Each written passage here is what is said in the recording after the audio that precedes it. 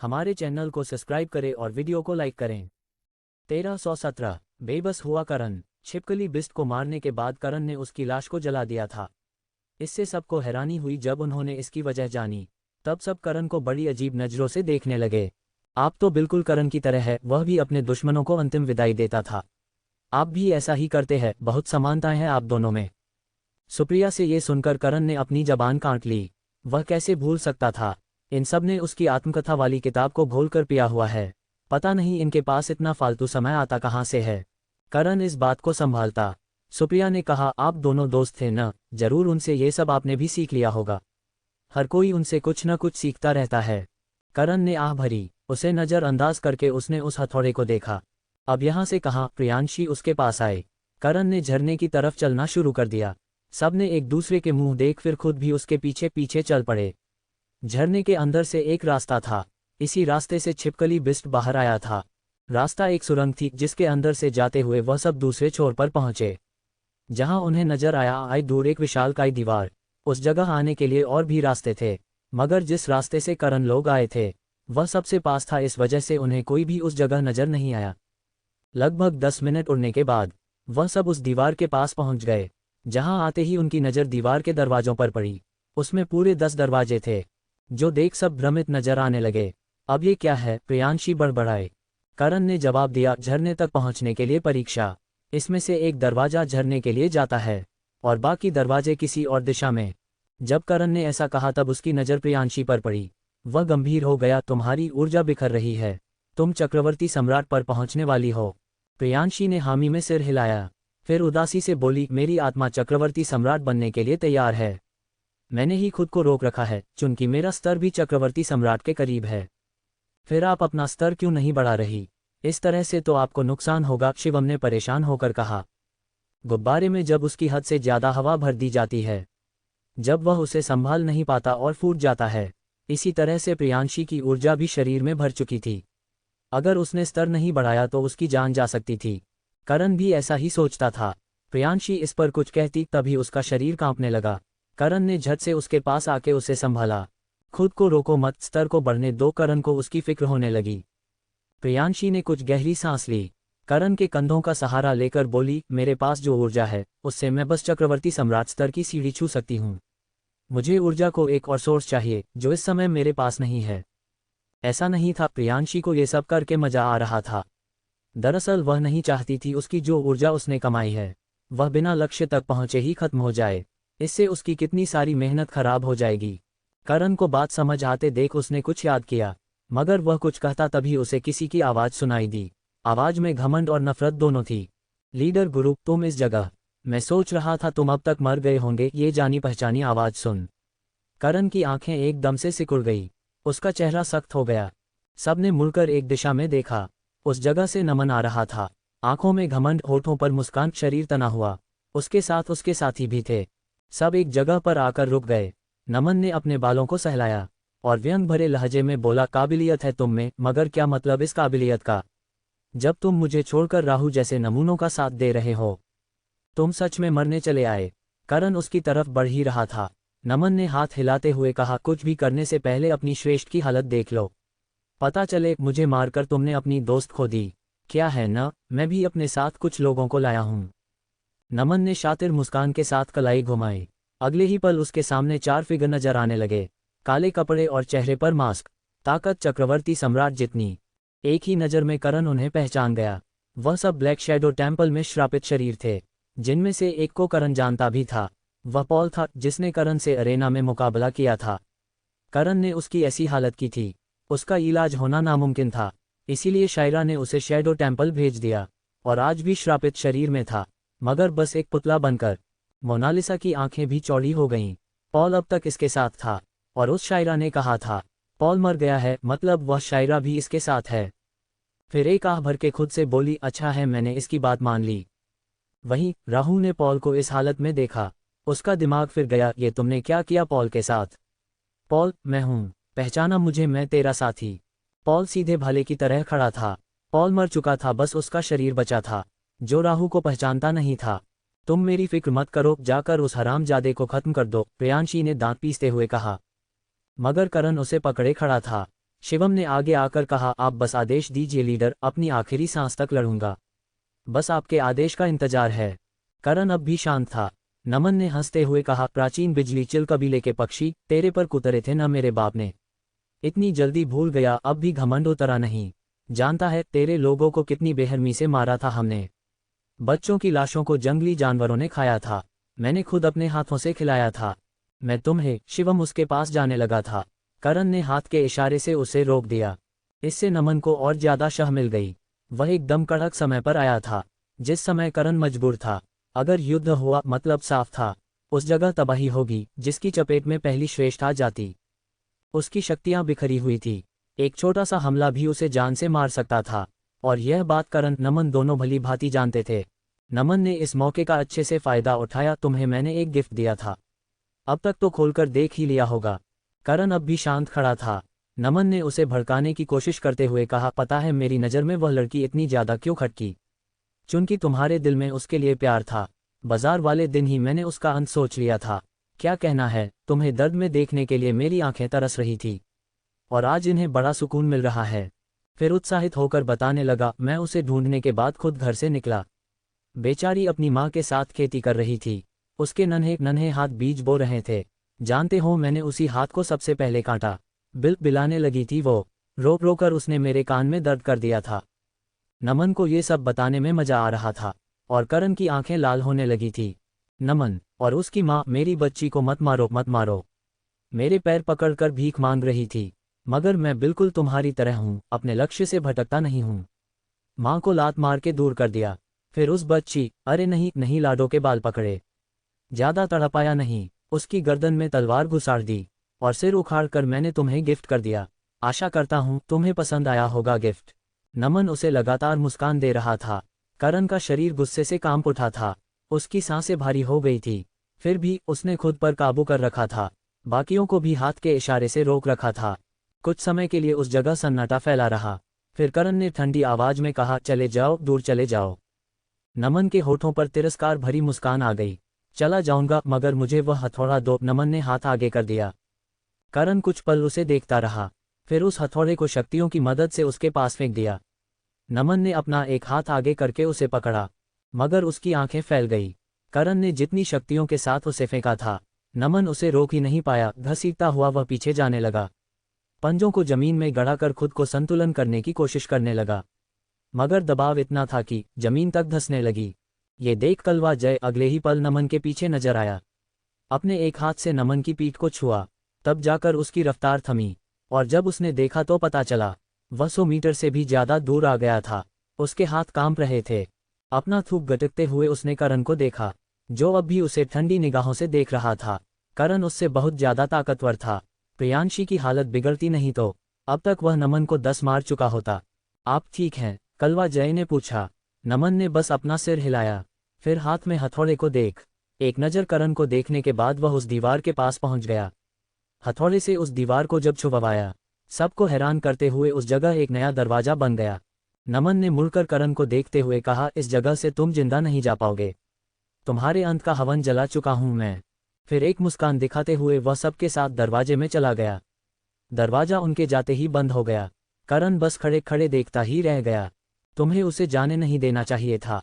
उस हरामजादे को खत्म करे बिना मेरे दिल को चैन नहीं आएगा। प्रियांशी का मन खट्टा था। सामने वाला उसके सामने करण को धमकी दे गया। गुस्से से फट रही थी, मगर उसकी शक्तियां उससे भी ज्यादा तेजी से। करण ने एक गहरी सांस ली, दिमाग को शांत किया, फिर प्रियांशी को जमीन पर बैठा के बोला, तुम अपने स्तर को बढ़ाने की कोशिश करो, बाकी बातें बाद में होंगी। लेकिन उसके लोडो को मारा। करण ने उसे टोक दिया, जो इस दुनिया में नहीं है उसके लिए मैं तुम्हें नहीं खो सकता, लेकिन वह मरेगा, मगर जान से नहीं। हर दिन, हर घंटे, हर मिनट, हर पल वो मरेगा। जो पाप उसने किया है उसका इंसाफ होगा। मुझ पर यकीन करो। प्रियांशी ने बस अपना सिर हिलाया। करण दुनिया का सबसे प्यारा शख्स था, मगर साथ में दुनिया का सबसे क्रूर इंसान भी। इस बात से प्रियांशी भली भांति परिचित थी। मैं अपना स्तर कैसे बढ़ाऊं? मेरे पास ऊर्जा का दूसरा सोर्स नहीं है। प्रियांशी की इस दिक्कत को देख करण ने कलाई घुमाई और एक दिल बाहर निकाला। ये 7 बीस्ट में से एक का था। करण कब से यह प्रियांशी को देना चाहता था। इस दिल की ऊर्जा को सोख लो, ये तुम्हारे लिए फायदेमंद रहेगी।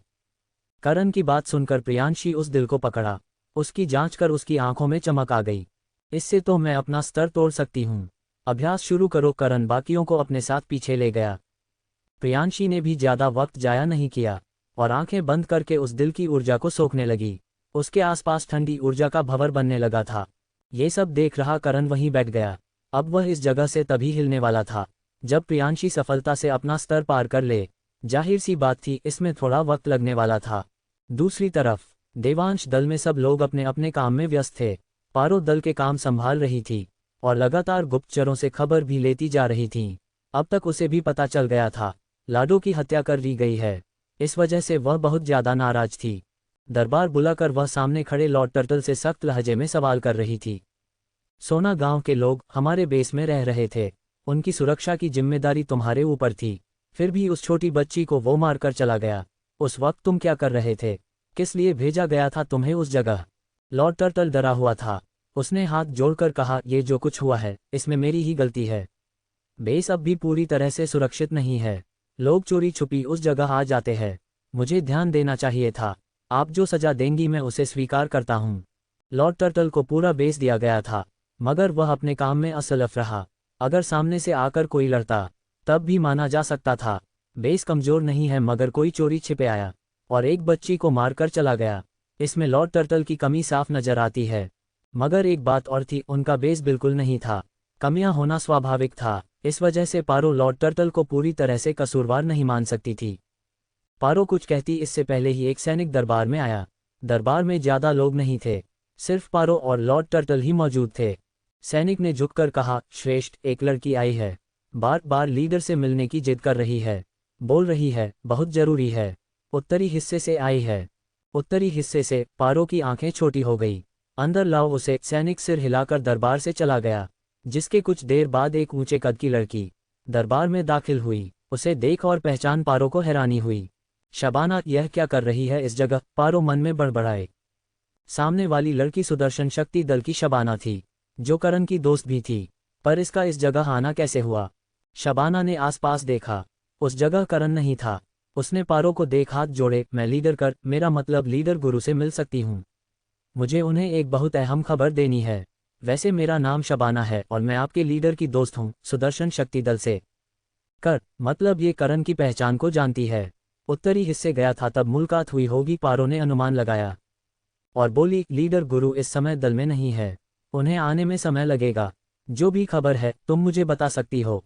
मैं दल की दूसरी श्रेष्ठ हूँ। नहीं नहीं, मैं। शबाना एकदम से चुप हो गई। उसने बहुत बारीकी से पारो को देखा। चेहरे पर उसके मास्क था और जिस तरह से वह बात कर रही थी, इससे पहचान लगाना शबाना के लिए कोई बड़ी बात नहीं थी। तुम तो फायर पा, ठीक है, तुम दल में आराम कर सकती हो। गुरु के आने तक। सैनिक, इसे कमरा दिखाओ। पारो ने उसे बीच में ही टोक दिया, वरना ये लड़की अभी उसकी पहचान खोल देती। पता 1318 to 1319 आम रिचुअल से ज्यादा ताकतवर रिचुअल। शबाना ने पारो की पहचान का भी पता लगा लिया था। वह उसके साथ पहले भी मिल चुकी थी। दोनों में खास बातें नहीं हुई थी मगर जान पहचान तो थी ही। पारो ने उसे एक कमरा दे दिया ताकि वह सबको उनकी पहचान न बताती फिरे। एक सैनिक शबाना को उसके कमरे तक ले जा रहा था। चारों तरफ देखती शबाना खुद से बोली, करण ने बहुत तरक्की कर ली। सिर्फ कुछ महीनों में इतना शानदार दल बनाकर खड़ा कर दिया। वह ऐसा सोच ही रही थी कि उसकी नज़र सामने से आ रही तुलिका पर पड़ी। तुलिका ने भी उसे देख लिया और देखते ही वह जल फूंक गई। ये गुरु के लिए यहाँ तक चली आए, इसके पास इतना फालतू समय है क्या? तुलिका खुद से बड़बड़ाए। मगर दोनों में किसी भी तरह की बातचीत नहीं हुई। तुलिका को एक जरूर काम था। मित्तल परिवार से कोई मिलने के लिए आया था उससे। थोड़ी देर बाद वह एक कमरे में पहुंच गई जहां पर एक मित्तल परिवार का एक श्रेष्ठ बैठा हुआ था। तुलिका हाथ जोड़कर उसके पास गई। आप इतनी दूर मुझसे मिलने चले आए श्रेष्ठ, सब कुछ ठीक तो है न? तुलिका सोफे पर बैठ गई। श्रेष्ठ का नाम अभिनव था। उसने मुस्कुराते हुए कहा, इतना समय हो गया तुम्हें देखा नहीं। बस आंखें तरस रही थी, सोचा इन्हें आराम दे दिया जाए। पर लगता है तुम मेरे आने से खुश नहीं हो। आप ऐसा क्यों कह रहे हैं? बल्कि मैं भी अपने घर को मिस कर रही हूँ। मगर आप तो जानते हैं, और वैसे भी कुछ ही दिन तो बाकी है। पहली श्रेष्ठ की दी गई सजा खत्म होने में। अभिनव ने सिर हिलाया, फिर कुछ याद करके बोला, तुम्हारी छोटी माँ और मामा बहुत दुखी है। उन्होंने तुम्हारे लिए ये खीर भेजी है। कह रहे थे तुम्हें इस जगह अच्छा खाना नहीं मिलता होगा। अभिनव ने स्टोरेज रिंग से एक बॉक्स निकाला। तुलिका ने लपक कर उसे पकड़ लिया। छोटी माँ ने बनाई है ना, बहुत अच्छी होगी। उन्हें मेरी तरफ से शुक्रिया कहना, तुलिका ने खुशी से कहा। अभिनव ने हामी भरी, फिर बोला, लीडर गुरु और बाकी सबको आने में अभी समय लगने वाला है। जब वो आएंगे तो उन्हें कहना हमारे लीडर ने उनसे उस दिन के लिए माफ़ी मांगी है। आप बेफिक्र रहिए, मैं उन्हें कह दूंगी। और उन्हें मेरी तरफ से कहना, लीडर गुरु या इस दल में कोई भी ऐसा नहीं है जो मुझे परेशान करता हो, इसीलिए उन्हें मेरी चिंता करने की कोई ज़रूरत नहीं है, तुलिका ने मुस्कुराते हुए कहा। अभिनव बस मुस्कुराया, फिर खड़ा होकर बोला, खीर जरूर खाना। हाँ, तुलिका ने हामी भरी, जिसके बाद अभिनव उस जगह से चला गया। तुलिका ने खीर के डब्बे को अपनी गोदी में रखा, फिर बड़बड़ कर बोली, छोटी माँ भी ना मेरी कितनी ज़्यादा चिंता करती है। दूसरी तरफ करण और बाकी सब अब भी प्रियांशी के स्तर तोड़ने का इंतजार कर रहे थे। इसी जगह पर उन्हें लगभग 5 घंटे बीत गए थे। प्रियांशी के आसपास का इलाका बर्फ में तब्दील हो गया था। उसकी ताकत धीरे धीरे करके बढ़ती चली जा रही थी। शिवम ने कहा, पहली श्रेष्ठ की ताकत लगातार बढ़ रही है, और जिस तरह की आभा उनके शरीर से निकल रही है, इससे तो ऐसा लगता है मानो वह सीधी पक्की शक्तियों वाली चक्रवर्ती सम्राट बनेंगी। शिवम का हैरान होना स्वाभाविक था। प्रियांशी की आम लोगों से ज्यादा थी, इसीलिए ऐसा लगना कि वह अपने से ज्यादा चरण की शक्तियों को इकट्ठा कर रही है, बहुत आम बात थी। करण ने पास खड़े श्रेष्ठ राभी से पूछा, चक्रवर्ती सम्राट बनने के लिए किन मुश्किलों का सामना करना पड़ता है? चक्रवर्ती सम्राट बहुत बड़ी ताकत थी, उसे आम स्तर की तरह हासिल नहीं किया जा सकता था। इसके लिए उन्हें कुछ तो अलग करना पड़ता होगा। राभी ने करण को समझाते हुए कहा, चक्रवर्ती सम्राट की सबसे बड़ी शक्ति है, वह आयामी दरार खोल सकता है। इसीलिए उसे इस दौरान आयाम की शुरुआती जानकारी होना जरूरी है। उनको समझने के बाद ही पहली श्रेष्ठ चक्रवर्ती सम्राट बन पाएंगी। हालांकि यह काम बहुत मुश्किल नहीं होता, मगर छोटी छोटी चीज़ों को बारीकी से समझना मुश्किल होता है। करण बड़ी गौर से ये सब सुन रहा था। राभी ने आगे कहा, ये जो मैंने कहा, ये सबसे जरूरी होता है। दूसरा, आत्मा का मजबूत होना बहुत जरूरी है, ताकि वह बिजली रिचुअल को झेल सके। शारीरिक शक्ति भी इसमें बड़ा रोल निभाती है, पर एक चीज़ है जो इन सबसे ज़्यादा जरूरी है, मन और दिमाग की स्थिति। मतलब? करण भ्रमित हो गया। इस पर राभी ने जवाब दिया, मन का शांत होना बहुत जरूरी होता है। अगर वह शांत नहीं है तो योद्धा अपनी शक्तियों को एक बिंदु पर केंद्र नहीं कर सकता। जब हम स्तर तोड़कर नए स्तर पर जाते हैं, तब हमें अपने शक्तियों के भंवर पर सारी ऊर्जा केंद्र करनी पड़ती है। मन भटका तो भंवर तबाह हो सकता है, और दिमाग का भी यही हाल है। आसान शब्दों में कहूँ तो मन और दिमाग हार गए तो योद्धा कभी नए स्तर को नहीं पा सकता। खासकर चक्रवर्ती सम्राट स्तर पर इसका सबसे ज्यादा ध्यान देना पड़ता है। इस पर शिवम ने कहा, हमारे कबीले में एक शख्स था, दिखता बहुत बहादुर था, लेकिन एक दिन जब उसने बिजली रिचुअल को देखा, दिमागी रूप से वह हार गया। उसे लगा वह उसे पास नहीं कर सकता। उदास मन इन ख्यालों से भटक गया, और बिजली रिचुअल ने उसे जीवन भर के लिए अपंग कर दिया। इनकी बातें सुनकर करण थोड़ा सा डर गया था, अपने लिए नहीं, प्रियांशी के लिए। मगर उसे इतना भी पता था, प्रियांशी का दिमाग तो सूरज को निगलने के लिए भी तैयार था। मन तो पहाड़ से भी मजबूत था, मतलब उसके लिए इस जगह दिक्कत तो नहीं होगी। वह इन ख्यालों में था कि उसे और बाकियों को किसी की आभा महसूस की। सब हड़बड़ा कर खड़े हो गए। इस समय किसी ने अगर प्रियांशी को नुकसान पहुंचाने की कोशिश की, करण उन्हें जान से मार देगा। मगर तभी उसकी नज़र कुछ जाने पहचाने चेहरों पर पड़ी। वह सब रौबदार दल के लोग थे। सबसे आगे ज्योतिका और उसके बगल में राहुल, जो कामना को कांधे पर उठाया हुआ था। उसकी नज़र भी करण पर पड़ी। लीडर गुरु, राहुल दौड़कर उनके पास आने लगा। शिवम ने आगे बढ़कर उसे रोकने की कोशिश की, मगर करण ने उसे हाथ के इशारे से रोक दिया। राहुल गहरी गहरी सांस लेकर करण के सामने आके खड़ा हो गया। मैं आपको ही ढूंढ रहा था, मुझे आपकी मदद चाहिए थी। इस कामना की हालात बहुत खराब है। मैंने इलाज तो किया है, मगर कुछ खास असर नहीं दिखा। आप इसकी मदद कर सकते हैं। राहुल ने कामना को जमीन पर लेटा दिया था, और कामना का चेहरा शर्म से लाल हुआ जा रहा था। उसे तो समझ नहीं आ रहा था वह इन हालातों में क्या करे। करण ने शबाना को देखा, उसे बुरी तरह से पीटा गया था। हालत तो ऐसी थी मानो मौत को छू कर आ रही हो। करण उसके बाद बैठकर उसकी हालत का जायजा लेने लगा, फिर बोला, तुम्हारी यह हालत उस नमन ने की होगी, सही कहा ना मैंने? कामना के मुंह से शब्द नहीं निकल रहे थे, पर हताशा के साथ उसने अपना सिर हामी में हिला दिया।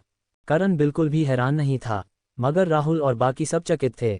नमन तो तुम्हारे दल का है। ओह, समझ आया, तुमने उसका पद छीन लिया, इस वजह से वह तुम्हें मारना चाहता है, राहुल बड़बड़ाया। जो सुन कामना नाराज हो गई, मैंने किसी का पद नहीं छीना। तुम न हमारे कबीले के अंदरूनी मामलों से दूर रहो, ज्यादा जोर से मत बोलो, नसें खींच रही है। करण ने उसे शांत रहने के लिए कहा। फिर कलाई घुमाकर उसने कुछ जड़ी बूटियों को निकाला। उसके पेट पर जो जख्म था उसे साफ करके उस पर मलहम लगा दिया। ये तुम्हारी खाल को आपस में जोड़ने के लिए काम आएगा। जख्म गहरा है, थोड़ा समय लगेगा, और चलना तो बिल्कुल भी नहीं, करण ने उसे सलाह दी। कामना को लगा नहीं था करण उसकी मदद करेगा। काला भालू कबीला देवांश दल और रौबदार दल दोनों का दुश्मन था, फिर भी ये दोनों उसकी मदद करने के लिए सबसे आगे आए थे। करण अपनी जगह पर खड़ा हुआ। उसी दौरान राहु ने करण के पास आकर शब्द ट्रांसफर तकनीक का इस्तेमाल करके कहा, इसकी मदद करने की क्या जरूरत थी? मेरे लीडर बनने के रास्ते में ये भी तो एक कांटा ही है। इसे मारकर हम सारा दोष नमन पर डाल सकते थे। एक तीर और दोनों शिकार खत्म। करण ने उसे एक नज़र देखा, फिर शब्द ट्रांसफर तकनीक का इस्तेमाल करके बोला, दोष लगाने की जरूरत नहीं पड़ेगी। तुम्हें मुझ पर भरोसा है ना? करण इसको बस ख्याली पुलाव खिला रहा था और यह शौक से खा भी रहा था। उसने मुस्कुराते हुए अपना सिर हामी में हिला दिया और तभी आसमान गरजने लगा। उस जगह पर जबरदस्त दबाव महसूस होने लगा। सबने ऊपर नजरें की। काले गहरे बादलों ने उस जगह के विशालकाय भंवर बना लिया था, जिसमें बिजलियों की गड़गड़ाहट सुनाई दे रही थी। राभी बोला, रिचुअल शुरू हो गया। प्रियांशी के शरीर से सफ़ेद रोशनी फूट पड़ी, जो भंवर के केंद्र से जाकर जुड़ गई। इससे बादलों की ताकत और ज्यादा बढ़ गई। इस जगह तो रिचुअल चल रहा है। ज्योतिका उस जगह से दूर होकर खड़ी हो गई। बाकी सब भी उसी की तरह दूर हो गए। बिजली रिचुअल बड़े गुस्से वाला होता था। किसी और को देख के उस जगह तो उस पर ही बरस पड़ता था और किसी को भी उसका शिकार नहीं बनना था। उसी दौरान उन सब ने देखा कि बादलों ने जितनी भी बिजलियां थी वह सब गड़गड़ की आवाज़ों के साथ आपस में जुड़ने लगी। उन सब ने मिलकर एक बड़े से धनुष का आके ले लिया था। उसका आकर यूं समझ लो कि मकारा 20 से भी ज्यादा बड़ा था। करण के माथे पर शिकन आ गई। मैं इस बिजलियों को सोख सकता हूं, लेकिन इससे प्रियांशी की शक्ति कम हो जाएगी। उसे इसका सामना करना पड़ेगा। तुम ऐसा कर सकती हो, करण ने दृढ़ता से कहा। तभी सबकी नजरों के सामने धनुष से तीर छूट गया। वह इतना ज्यादा तेज था कि सबको बस सफेद रोशनी ही नजर आती। उसके दबाव से आसपास का आयाम चटक रहा था और एक पल पर आकर वह प्रियांशी पर गिरा, जिस चट्टान पर वह बैठी थी। टुकड़े टुकड़े हो गई। आवाज भी बहुत जोरों से आई थी, लेकिन प्रियांशी ने अपना ध्यान बिल्कुल भी नहीं भटकने नहीं दिया। चट्टान से वह जमीन पर आ गई थी। पहली श्रेष्ठ ने पहला हमला संभाल लिया है। अब बस 3 हमले और ये हमला उनकी बॉडी के लिए था, मगर दूसरा हमला उनकी आत्मा के लिए होगा। राभी ने करण को इस बारे में बताया, जो गंभीर लहजे में प्रियांशी की हालत को देख रहा था। उसकी बॉडी पर जख्म आ गए थे, जो बहुत आम बात थी। जरूरी था उस दर्द को सहन करके अपने फैसले पर जटिलता से खड़े रहना। वहीं आसमान में फिर से बादलों की गर्जन तेज हो गई थी। उनकी चमक पहले से ज्यादा बढ़ गई, मानो रिचुअल को ये सब देखकर बुरा लग गया हो। उसके केंद्र में सारी बिजलियां एक होने लगी। इस बार उन्होंने एक बड़ी सी तलवार का रूप लिया था। उसकी आभा से ही लोगों की कंपकंपी छूट जाती थी। यह आम रिचुअल से ज्यादा ताकतवर है। मैंने भी इतने ज्यादा ताकतवर रिचुअल का सामना नहीं किया था। राभी ने परेशानी जाहिर की। करण को मालूम था प्रियांशी और पारो की शक्तियां आम लोगों से ज्यादा है, इसीलिए उन्हें ज्यादा कड़ा इम्तिहान देना पड़ता था। तभी आयाम को चीरते हुए वह तलवार प्रियांशी के शरीर से टकराए। शक्तियों की लहरों की सुनामी आ गई। सबने अपने आगे शक्तियों से दीवार बनाए, तब जाकर वह उससे बच पाए। करण ने दीवार गायब कर हड़बड़ाकर शक्तियों को गायब किया और सबको नजर आई सामने बैठी एक लकड़ी, जिसका शरीर कांप रहा था। उसके होठों से खून निकल रहा था, लेकिन सबसे ज्यादा नुकसान हुआ था उसकी आत्मा पर। वह इतनी ज्यादा कमजोर हो गई थी, मानो किसी भी पल गायब हो जाएगी। करण तो ये देखता ही रह गया था। ये रिचुअल प्रियांशी की जान ले लेगा। नहीं, मुझे इस रिचुअल को रोकना होगा। करण अब और खुद को नहीं रोक पा रहा था। उसे अपनी दोस्त बड़ी मुश्किल से मिली थी। उसे वह खो नहीं सकता था दोबारा से। पर वह आगे बढ़ता उसे अग्नि की आवाज सुनाई दी, रुक जाओ, तुम उसे राक्षस देवता बनाना चाहते हो न? फिर रुक जाओ, उसे अकेले ही इस परीक्षा को पास करना होगा। हर जगह तुम उसकी मदद नहीं कर सकते। करण के कदम रुक गए। इस बार उसे अग्नि की बात में दम लगा, मगर वह प्रियांशी को मरते हुए भी तो नहीं देख सकता था। लेकिन प्रियांशी ऐसा नहीं सोच रही थी। उसने दांत पीसते हुए तेज आवाज में कहा, तीसरा हमला बाकी है, जल्दी कर। ऐसा कहते हुए प्रियांशी ने अपने शरीर से पूरी शक्तियों को चैनल लिया। इसी दौरान करण और बाकियों ने देखा, प्रियांशी के पीछे एक बड़ी सी परछाई बन रही थी, जो बर्फ से बनी हुई थी। वह एक बूढ़ा सा आदमी था। उसके बनते ही उस जगह का तापमान और तेजी से गिरने लगा। खुद करण, जो देव बर्फ महारानी की तकनीक इस्तेमाल करता था, उसे भी हल्की ठंडक महसूस हुई। यह अपनी ब्लड लाइन को एक्टिवेट कर रही है। करण को भी अब जाकर हिम्मत आई। वहीं जन सबसे अलग समय आयाम में एक बहुत ही ताकतवर दिव्य फिगर समंदर के किनारे बैठा हुआ था। उनके दूर दूर तक कोई नहीं था, ऐसा मान लो उस दुनिया में सिर्फ वही थे। ऊपर उन्होंने कुछ नहीं पहना था, नीचे बैंगनी रंग के पायजामे में थे, खुले लाल रंग में बाल हवा में लहरा रहे थे, माथे पर उनके दिव्य चित्र थे। ध्यान में रहते रहते ही वह मुस्करा दिए। जब उन्होंने अपनी आंखों को खोला, उनके सामने का नज़ारा था प्रियांशी का रिचुअल पार करते हुए देखना। और यह सब वह उस पौधे की आंखों से देख पा रहे थे। पौधा इस समय करण के कंधे पर था। रिचुअल ने जब प्रियांशी की बात को सुना था, तब वह अपने केंद्र बड़े से चक्र का निर्माण करने लगा, जिसमें बिजलियों की बारिश हो रही थी। उस चक्र को ताकतवर बनाने के लिए यह आम रिचुअल नहीं है, या लग नहीं रहा है अब ज्योतिका बड़बड़ाए। कामना का भी गला सूख गया था। जो चक्र बन रहा था वह उसे कुचलकर रख देता। फिर भी प्रियांशी इस हालत में उस जगह सिर्फ बैठी नहीं थी, बल्कि सामना करने के लिए ठोक पीट कर बैठी थी। ये लड़की सच में बहुत डरावनी है, कामना बड़बड़ाए। अंडरस्को दोस्तों दिल, कई दोस्तों का सवाल है कि करण की ताकत क्यों नहीं बढ़ रही। दरअसल करण की ग्रोथ सिर्फ स्तर बढ़ाने तक सीमित नहीं है। हाल के भागों में आपने देखा होगा कि उसने अपनी भावनाओं पर नियंत्रण बढ़ाया है, अंधकार नेत्र को विकसित किया है, अग्निहास प्राप्त की है, उसके बीस्ट और साथी लगातार मजबूत हो रहे हैं। आपके फीडबैक से मुझे कहानी बेहतर बनाने में मदद मिलती है। साथ ही जब आपको कहानी का कोई हिस्सा पसंद आए तो उसके बारे में भी बताइए। ऐसे कमेंट्स लिखने का उत्साह बढ़ाते हैं। दिल, और शुरुआत करते हैं इससे कि पौधे की आंखों से कौन सा देवता प्रियांशी को देख रहा था। आंखें, जवाब जरूर देना दिल, सही रास्ता लंगर से पता चलेगा। आसमान में काले गहरे बादलों से बना भंवर था। उसके केंद्र में एक बड़ा सा नीले रंग का चक्र बन रहा था, जिसमें बिजलियों की गड़गड़ाहट साफ सुनाई देती थी। ऐसा लग रहा था मानो चक्र बिजलियों से चार्ज हो रहा हो। करण और बाकी सब सांसें थामे खड़े थे। किसी भी पल करण प्रियांशी की मदद के लिए तैयार था। देवता बनाने के चक्र में वह उसे जान से तो नहीं जाने दे सकता था न। उसी दौरान चक्र से और ज्यादा तीव्र आवाज सुनाई देने लगी, जिसके बाद सबने देखा चक्र से निकली जबरदस्त रोशनी, जो इतनी ज्यादा ताकतवर थी, जिनसे आसपास के आयाम को भी तोड़ दिया, सीधा जाकर प्रियांशी से टकराए। कुछ पल के लिए प्रियांशी जोरों से चीखी, जिसके बाद उसने अपनी जबान काटकर उस दर्द को सहन किया। उस पर एक साथ लाखों टन का दबाव पड़ रहा था, जो किसी महासम्राट को कुचलने के लिए काफी था। फिर भी प्रियांशी एक ही जगह पर बैठी रही। इसके कपड़े फटने लगे थे, चमड़ी भी फटकर खून बहा रही थी, हड्डियां कड़कड़ कर रही थी। ये पहले से भी ज्यादा ताकतवर कैसे हो गया, करण बड़बड़ाया। इस पर राभी ने कहा, आखिरी हिस्सा पहली श्रेष्ठ को सजा दे रहा है, ताकि वह अपनी इस जिद को छोड़ दे। आयाम को काबू करने की काबिलियत प्रकृति के खिलाफ जाती है, और प्रकृति हर उस चीज को रोकने की कोशिश करती है जो उसे चुनौती दे। करण को यह बड़ा अजीब लगा। उसने कहा, इस तरह से तो प्रकृति किसी को आगे बढ़ने ही नहीं देगी। ऐसा नहीं है, राभी ने ना में सिर हिलाया। फिर करण को समझाने लगा, प्रकृति माँ बाप की तरह होती है, और हम सब उनके बच्चों की तरह। हमारी जिद ज्यादा मजबूत हो तो माँ बाप भी मान जाते हैं। बस हमें अपने फैसले पर अड़े रहना है, और पहली श्रेष्ठ इसमें हमसे आगे है। और अगर प्रकृति माने ही न तो उनकी भी एक सीमा होती है, वह प्रकृति का जो रिचुअल है, वह सब उसके सिस्टम का हिस्सा है, जिसके बाद लिमिटेड शक्तियां और परीक्षा लेने की क्षमता होती है। राभी से यह जानकर करण की नज़र प्रियांशी पर टिक गई। उसे शुरू से पता था प्रियांशी हद से ज्यादा घमंडी है, मगर आज उसका घमंड इस जगह उसके लिए फायदेमंद रहेगा, ऐसा उसने भी नहीं सोचा था। इधर प्रियांशी अंदर से टूट रही थी। उसका शरीर बुरी तरह से कुचला जा रहा था, मगर जब उसने अपनी नजरें ऊपर की, उसे सामने करण नजर आया, जो उसे चिंता भाव के साथ देख रहा था। उसका चेहरा देखते ही उसे याद आने लगा किस तरह से करण उसे और बाकियों को अपने साथ लेकर चल रहा है, अपनी ताकत को नज़रअंदाज करके उन सबको आगे बढ़ा रहा है। इस जगह भी वह बस प्रियांशी के लिए आया था। वह खुद देवता ब्लेसिंग ले चुका था, पारो को भी अग्नि देवता से ब्लेसिंग मिल चुकी थी।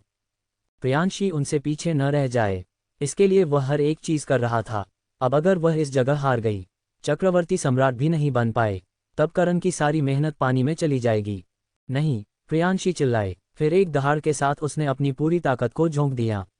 उसके शरीर में जो निवृत्ति सुता दल की ब्लड लाइन थी, जागृत होने लगी। उसके खून का बहाव तेज हो गया, और अगले ही पल उसके हाथी और माथे पर अजीब से चित्र उभर आए। इसके साथ ही उसकी ताकत में जबरदस्त इजाफा हुआ, जिसे देख रौबदार दल का एक श्रेष्ठ हैरानी में बोला, ये तो निवृत्ति सुता दल की ब्लड लाइन है। ऐसे निशान तभी आते हैं जब वह लोग अपनी ब्लड लाइन को जागृत करते थे। निवृत्ति सुता दल, ये कौन सा दल है? ज्योतिका ने भ्रमित होकर पूछा।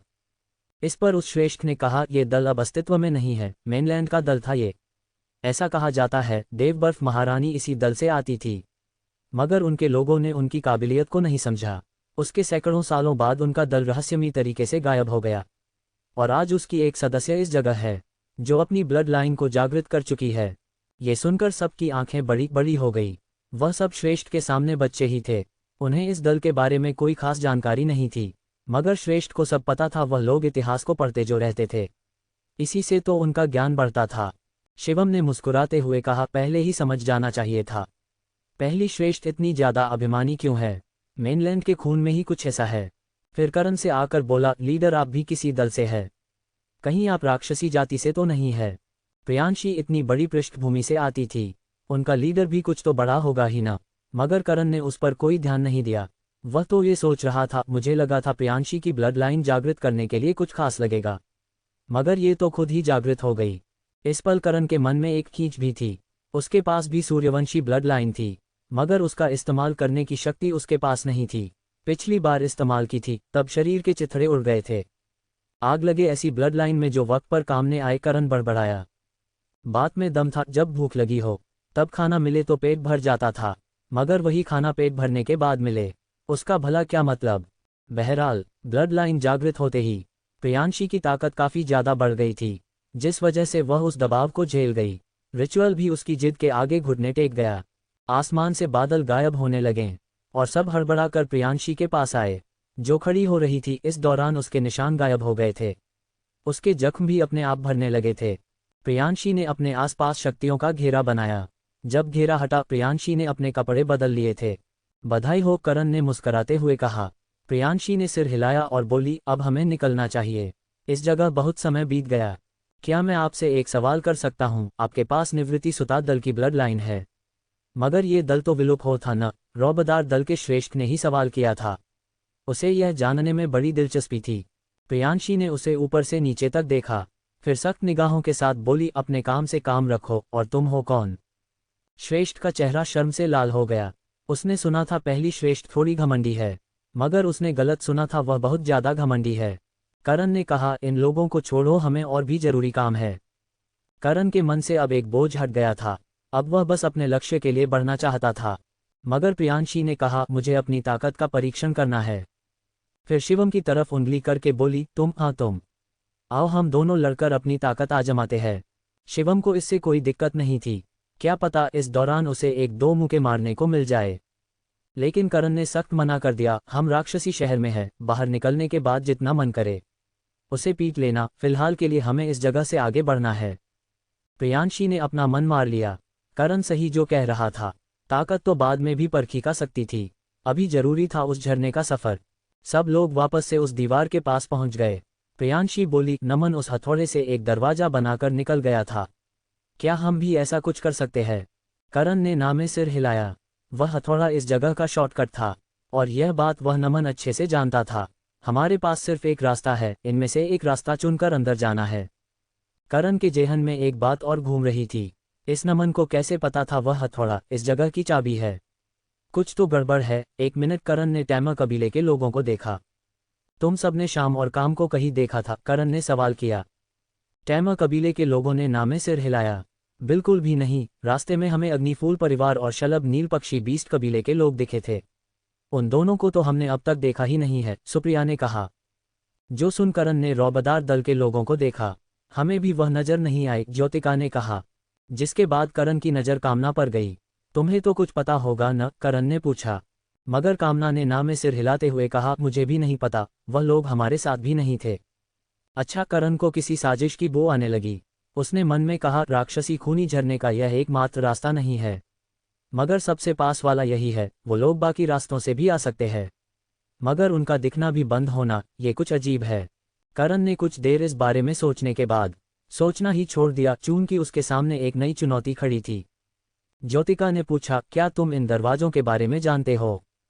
ज्योतिका रौबदार दल से थी, इसीलिए करण ने उसे बताया, इन्हें भ्रमित दरवाजे कहते हैं। इनमें से एक दरवाजा है जो हमें अंदर जाने का रास्ता देगा। बाकी दरवाजे बेशक हमें मारेंगे नहीं, लेकिन किसी अलग जगह या इस जगह से दूर भेज देंगे। मतलब हमें एक सही रास्ता चुनना होगा, ज्योतिका बड़बड़ाए। जो सुन सुप्रिया ने गुस्सा करते हुए कहा, उस नमन को इस बारे में मालूम था। अगर हम देर से पहुंचे तो वह उस झरने के पास पहुंचकर कोल्ड ड्रैगन फ्रूट चुरा लेगा। मैं उसे इसके लिए कभी माफ नहीं करूंगी। मुझे वह दल अपने बीस्ट के लिए चाहिए था। और यहाँ करण ये सुनकर कि झरने के पास कोल्ड ड्रैगन फ्रूट है, उसके कान खड़े हो गए। तुम उसी फल की बात कर रही हो जो शरीर को मजबूत करने में काम आता है, मगर वह पेड़ इस जगह कहाँ से उग सकता है? करण को इस फल के बारे में मालूम है। सुप्रिया को हैरानी नहीं हुई। वह वैद्य मास्टर था, इन चीजों का ज्ञान होना उसके लिए बड़ी आम बात थी। सुप्रिया ने कहा, राक्षस जाति के साथ टैमर कबीले के कोई बुरे रिश्ते नहीं थे। वह लोग अक्सर हमारे बीस्ट हमसे मांग लिया करते थे। हमारे पुराने श्रेष्ठ इस जगह पर पहले भी आ चुके हैं, और उन्होंने ही दोस्ती बढ़ाने के लिए उन्हें वह पेड़ दिया था जिस पर कोल्ड ड्रैगन फ्रूट उगता है। करण ने सिर हिलाया, फिर खुद से बोला, मेरी बॉडी तकनीक का आखिरी पड़ाव इसी रिजोर्स की मांग करता है। अगर मुझे वह मिल गया तो मैं अपनी इस तकनीक को पूरी तरह से इस्तेमाल कर पाऊंगा। करण के पास थरी बॉडी मजबूत तकनीक थी, जिसमें से 2 को वो खोल चुका था। अब बाकी थी आखिरी गोल्डन बॉडी, जिसके मिलते ही वह और ताकतवर बन जाएगा। ऐसा सब सोच उसने उनमें से एक सही दरवाजे को पहचानने की कोशिश करना शुरू कर दिया। बाकी सब भी इसी तरह से कोशिश किए जा रहे थे। थोड़ी देर बाद उन सब के दिमाग में दर्द होने लगा। यह बाहर से सब एक जैसे नजर आते हैं, इनमें से असली की पहचान करना तो बहुत मुश्किल है। ज्योतिका झुंझला गई। प्रियांशी और बाकियों के माथे पर भी चिंता की सिलबट्टे थी, मगर करण के ग्रुप का ध्यान सिर्फ करण पर था। वही था जो उन्हें इस जगह सुरक्षित लाया था। आगे का रास्ता भी उसे ही पता होना चाहिए। करण उनकी मन की बात पढ़ तो नहीं पड़ रहा था, लेकिन उनकी आंखों को देखकर ही उसे समझ आ गया, यह इस काम के साथ भी उसके ही भरोसे बैठे हैं। खुद भी कुछ कर लिया करो। करण बदब कर यह सोचने लगा, आखिर इस नई चुनौती को किस तरह से पास किया जाए। और अगले ही पल उसके दिमाग की घंटी जली। उसे एक कहावत याद आ गई, समंदर की गहराई नापने के लिए उसके अंदर उतरना पड़ता है। करण ने कहा, सही दरवाजा पहचानने के लिए दरवाजों के अंदर जाना पड़ेगा। क्या? ज्योतिका और बाकी सब उसे टुकुर टुकुर देखने लगे। पहले तो ज्योतिका को करण ठर की लगता था, मगर बेवफा को नजर आने लगा था। मालूम भी है, क्या कह रहे हो? सही रास्ता इससे कैसे मिलेगा? बल्कि हमारे लोग गायब हो जाएंगे, और वो कहाँ जाएंगे इसका भी पता नहीं। अब यह मत कहना, वह लौटकर आके बताएंगे।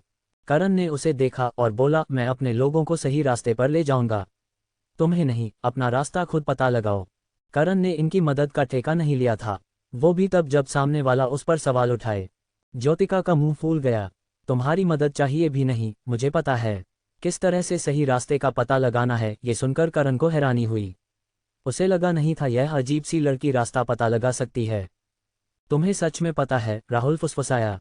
ज्योतिका ने घमंड में अपने कदम बढ़ाए, फिर पास में पड़ा एक पत्थर उठाया, स्टोरेज रिंग से एक धागा निकाला, पत्थर से बांधकर उसने करण को घुमाते हुए दिखाया। ये लंगर बनाकर क्या करेगी? प्रियांशी बड़बड़ाए। खुद करण भी सिर खुजला रहा था, उसे तो पल्ले ही नहीं पड़ रहा था।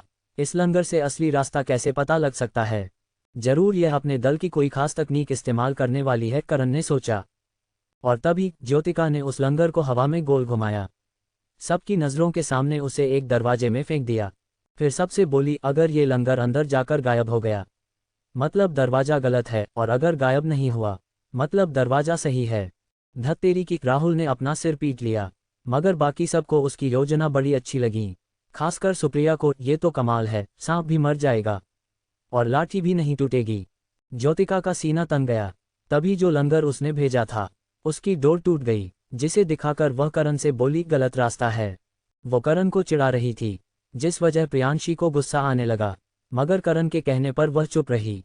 इधर बाकी सब काफी प्रभावित थे, जिस वजह से ज्योतिका और ज्यादा आत्मविश्वास से भर उठी। मटक कर वह दूसरे दरवाजे पर गई। लंगर डाला, टूट गया, मतलब दरवाजा गलत था। सुप्रिया ने तो अपनी स्टोरेज एप 1320 नमन बनाम करण। सुप्रिया को बाकायदा कॉज बनाते देख करण अपना सिर हिला रहा था। ये नौटंकी उससे देखी नहीं जा रही थी, मतलब वो भी उलझुल हरकत करता था, मगर इस स्तर पर आके नहीं। वहीं ज्योतिका ने 7 दरवाजों में लंगर डाल दिया था, और 7 दरवाजे में जाकर लंगर टूट जाता। इससे उसे लगा कि यह सब गलत दरवाजे हैं। उसका कॉन्फिडेंस अलग ही लेवल पर था। अब बचे हैं बस 2 तीसरे दरवाजे पर लंगर टूटने के बाद, ज्योतिका ने मुस्कराते हुए कहा था। जिसके बाद उसने एक और दरवाजे पर लंगर डाला, और उसमें जाकर भी लंगर टूट गया। जो देख ज्योतिका ने मुस्कराते हुए करण को देखा, फिर उस दरवाजे की तरफ उंगली करके बोली, जो बच गया था। देख रहे हो, ये रहा वो दरवाजा जो हमें उस झरने तक लेकर जाएगा। अब कुछ कहना चाहते हो तुम? करण ने सिर हिलाते हुए कहा, नहीं, मुझे कुछ नहीं कहना। अब वह बोले तो बोले क्या? इस लड़की को खुद पर कुछ ज्यादा ही भरोसा था। ज्योतिका का सीना और तन गया और मन ही मन बड़बड़ाई, दादा कह रहे थे इसे इम्प्रेस करना मुश्किल है, लेकिन मुंह देखो इसका। मेरी काबिलियत से इतना डर गया कि बोलने के लिए कुछ बचा ही नहीं उसके पास। फिर सबसे बोली, चलो, हमें उस झरने तक पहुंचना है, वरना वो नमन सब कुछ लूट लेगा और हमें मिलेगा ठुल्लू। सब इसके लिए राजी हो गए, मगर करण के साथी अब भी एक ही जगह पर खड़े थे। ज्योतिका ने कहा, तुम लोग नहीं चलने वाले? नहीं, तुम लोग जाके लूट लो, करण ने हाथ हिलाते हुए कहा। इससे ज्योतिका को कोई खास फर्क नहीं पड़ा और सबको लेकर वह अपने साथ जाने ही लगी थी कि राहुल ने कहा, मुझे भी नहीं जाना इस दरवाजे से। क्या? सब मुड़कर उसे ही देखने लगे। सुप्रिया ने कहा, क्या हुआ तुम्हें? ज्योतिका का तरीका अच्छा था और हम सब ने उसका नतीजा भी देखा। राहुल ने उसे नज़रअंदाज करके करण से पूछा, लीडर गुरु, इतने सारे लोग गलत रास्ते पर चले जाएंगे, इनमें से कोई आपका दुश्मन नहीं है, कृपया करके आप ही मदद कीजिए। राहुल को करण पर भरोसा था, मगर यह जानकर कि ज्योतिका पर नहीं था, वह चिढ़ गई। तुम क्या कहना चाहते हो? मेरा तरीका गलत है? इसका जवाब करण ने दिया, अगर तरीका सही है तो आखिरी दरवाजे में भी लंगर डालो, दूध का दूध, पानी का पानी हो जाएगा। करण अभी इतना भी बुरा नहीं बना था जो सुप्रिया और राहुल को गलत रास्ते पर जाने दे, खासकर जब राहुल ने खुद उससे मदद मांगी थी। करण का जवाब सुनकर ज्योतिका ने मुंह बनाकर कहा, इसमें कौन सी बड़ी बात है, मैं अभी अपने तरीके को साबित कर देती हूँ। ऐसा कहा उसने पास में पड़ा पत्थर उठाया, धागा बांध दिया, फिर उसे आखिरी दरवाजे में फेंक दिया और कुछ भी नहीं हुआ। ये देख ज्योतिका का चेहरा खिल उठा, मगर तभी धागा टूट गया है। ज्योतिका दंग रह गई, ये कैसे मुमकिन है? हर दरवाजा गलत कैसे हो सकता है? ज्योतिका बड़बड़ाई। सुप्रिया और बाकी सब हड़बड़ाकर उस दरवाजे से कुछ कदम दूर हट गए।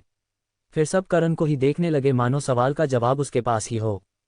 करण ने कहा, इन दरवाजों के पीछे अलग आयाम है जो इस जगह से दूर ले जाता है, इसीलिए हर धागा टूट रहा है। अलग आयाम है? मुझे लगा था बस इसके पीछे ही झरना है। ज्योतिका ने सिर खुजलाया। सुप्रिया ने सिर झटक दिया, मुझे तो तुम पर भरोसा ही नहीं करना चाहिए था। मैंने सोच भी कैसे लिया तुम इतनी आसानी से सही रास्ता पता लगा सकती हूँ। मुंह फेर कर वह करण के पास पहुंच गई।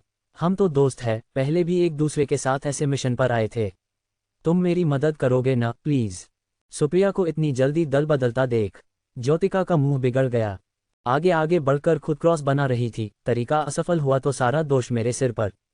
साला सांप को देखा और इसको देखा तो पहले इसको कुचलना चाहिए।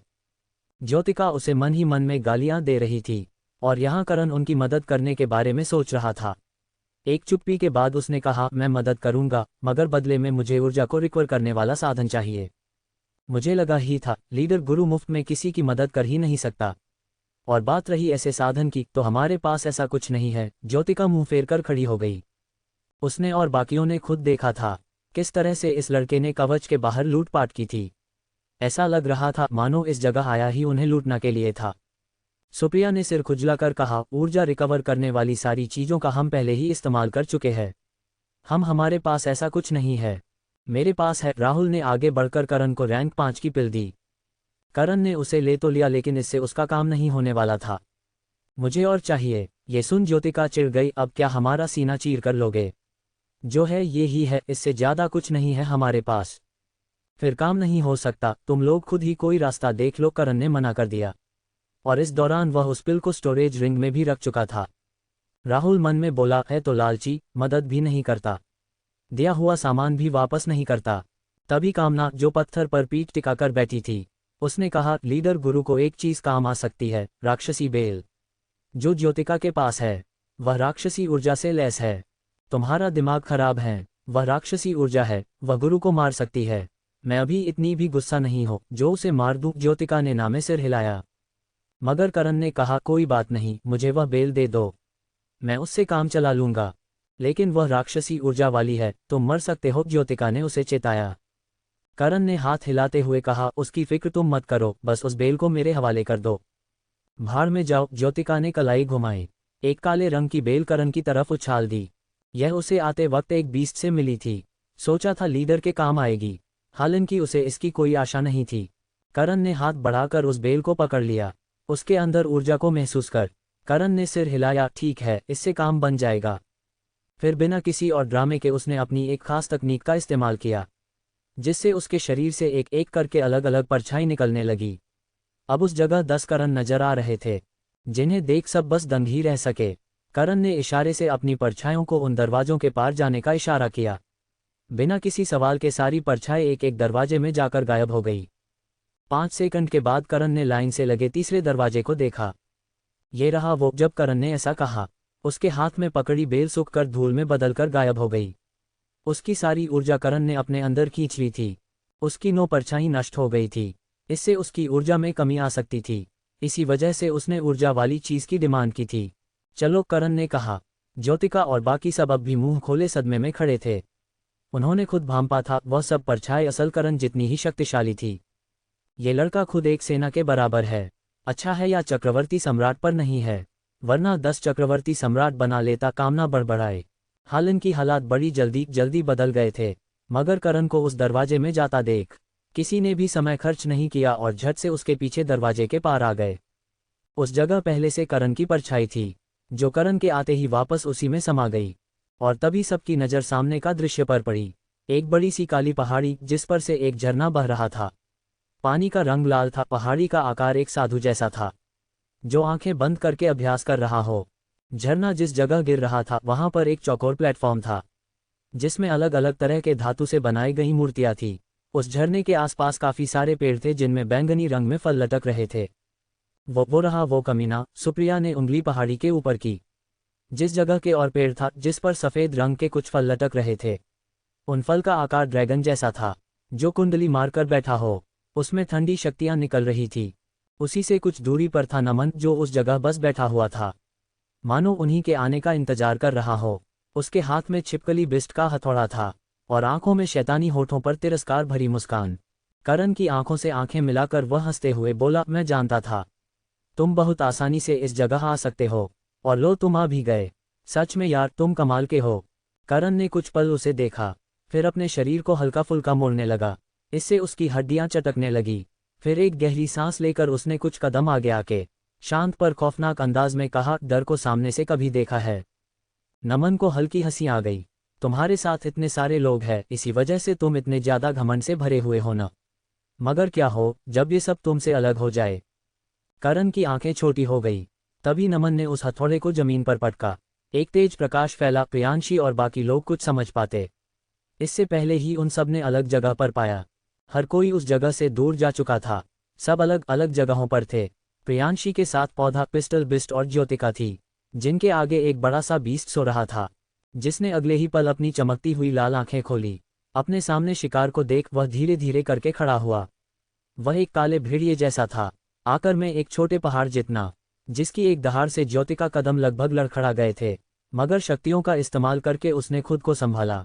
ये लोग हम कहाँ आ गए हैं? ज्योतिका बड़बड़ाए। इस पर प्रियांशी ने दांत पीसते हुए कहा, उस नमन की मैं जान ले लूंगी। गुस्से से उसका शरीर कांप रहा था। तभी उसकी नज़र बीस्ट के पीछे एक सफ़ेद रंग की सील नजर आई, जो शायद इस जगह से निकलने का रास्ता था। वही करण के सामने 10 सील थी, जिनके अंदर बाकी सब कैद थे। नमन ने मुस्कुराते हुए कहा, उनकी चिंता मत करो, मैंने उन्हें जेल में डाल दिया है। जिस जगह पहले से कुछ जंगली मुजरिम है, अब वो सब मर जाएंगे। ऐसा कह वह कूद कर नीचे आ गया, मानो खुद को नायक समझता हो। करण ने पलटकर उसे देखा, जो आगे कह रहा था, मैं तुम्हें खुद अपने हाथों से मारना चाहता था। तुम्हारा कटा हुआ सिर जब मैं अपने पिता को तोहफे के रूप में दूंगा, वह मुझे वापस से छोटा लीडर घोषित कर देंगे। नमन ने हथौड़ा हवा में उठाया, ये बहुत खास है, इसे मुझे नहीं देना चाहिए था। यह इस पूरे इलाके को कंट्रोल करता है। मेरा स्तर बेशक तुमसे कम हो, मगर तुम अब मेरा बाल भी बांका नहीं कर सकते। और तभी रॉय ने कहा, यह मेरा शिकार है, इसे तुम नहीं मार सकते। जब उसने कहा तब नमन ने उसे एक लुक दिया, और अगले ही पल जमीन से एक हाथ निकलकर उसके गले को पकड़ लिया। जब मैं बात कर रहा हूं तो अपने पजामे में रहो, मर गए तो मेरा नाम नहीं आएगा, नमन ने गहरी आवाज में कहा।